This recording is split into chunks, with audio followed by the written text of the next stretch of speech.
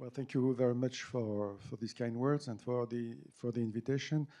I think I will discuss later in the day what we did in France. So I've been asked to talk a bit about radical innovation. I know in my course, my strategy course at the École Polytechnique, I always start by depressing the students in telling them that companies are biological objects whose fate is to die and become irrelevant. And there is no, if you look at the Fortune 500 list 50 years ago at the beginning of the tech age, you see that you only find 1/3 of them in the current list. So I think it tells a lot about the effort that has to be done to survive or to take mind the bridge vocabulary, not to be instinct. So that may be a question of technology. Here in France, we have the famous and sad example of Alcatel, was the world leader in telecom 20 years ago, and that now is dissolved into Nokia. You can read in the press the trouble where Intel is today. Well, Intel has been until the last 5-10 years the champion of semiconductors, but they missed two very important innovation trends. It is not always about technology, because Kodak, the textbook example of a fallen angel, a world leader that's been bankrupt, had the technology. They invented digital photography. So what they missed is the fact that they did not notice that the concept of photography was changing, and that instead of a photo being a piece of paper that was mostly stored in albums, it was transformed into the capture of a moment to be shared instantly with friends. So extinction comes by different guises. This is why I think it's quite important. This event today is very important, and a lot of credit should be given to Mind the Bridge and the ICC to do that, because these awards today, they a testimony of the achievements of companies that want to and make a lot of efforts to be close to the technology frontier. They do that via a variety of ways, like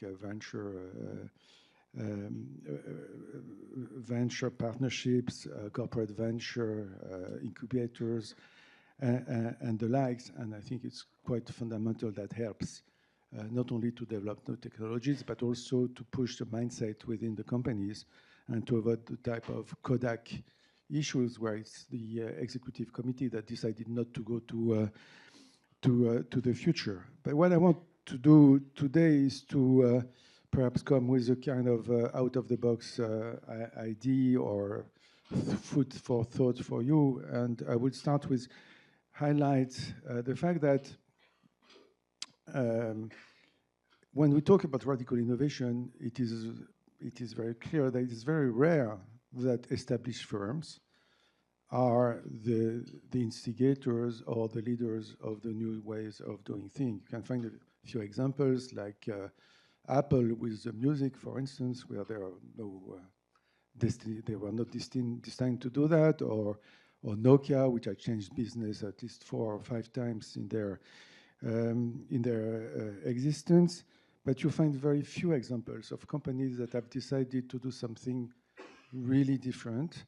And in contrary, you see that it's not Ford or General Motors that invented Tesla. It's not Hilton or Sheraton or Accor that invented Airbnb. It's not Arianespace, not even the NASA that invented SpaceX or Blue Origins, and so on. And I think the reason for that is because if you talk about radical innovation, it goes much beyond entrepreneurship.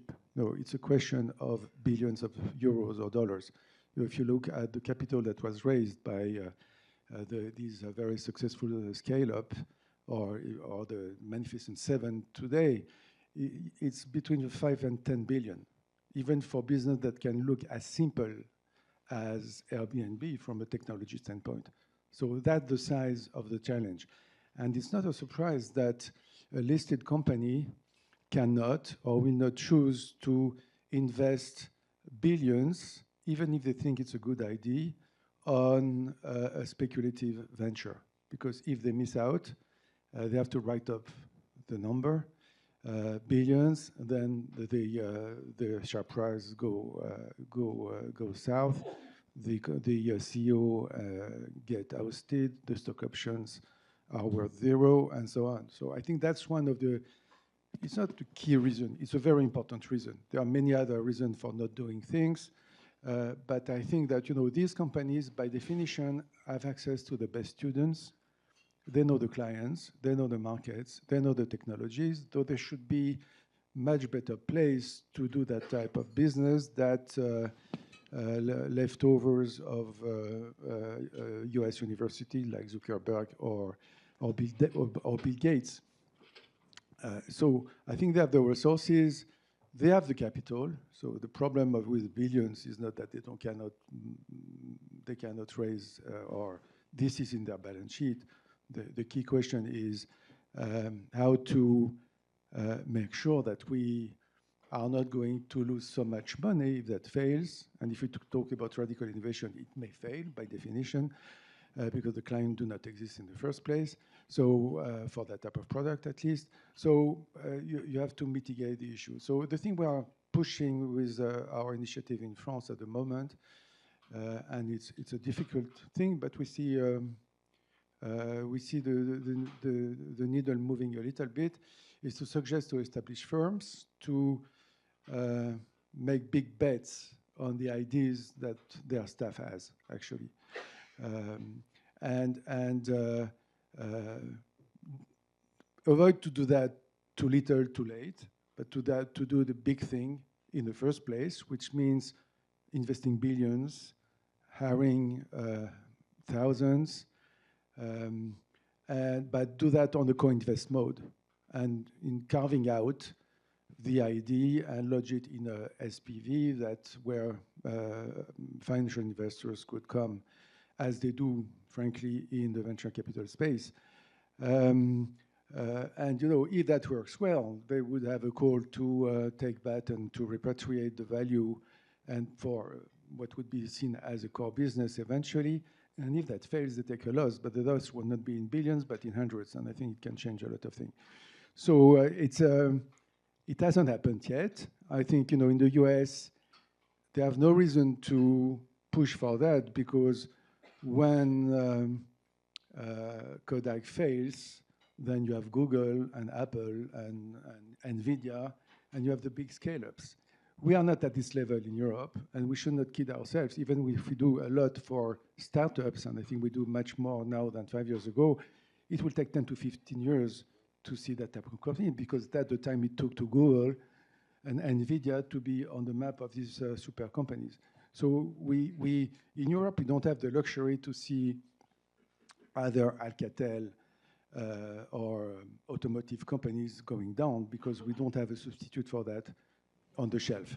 So we are in a situation where I think 1/3 of the CAC 40 or DAX 30 companies are in the middle of a technology transition that is very dangerous for them, because the opposition is the big US scale-ups that have indefinite access to capital, or the Chinese groups who, by other means, have also an infinite access to capital. So we don't have the luxury to wait for another 10 years. And as the spokesman for the European Commission said, notice that we are even less relevant in the world. And as a hedge fund manager once told me, why do we bother in having European shares? It's only 10% of the global market cap. And I think it's a very cynical but very relevant point.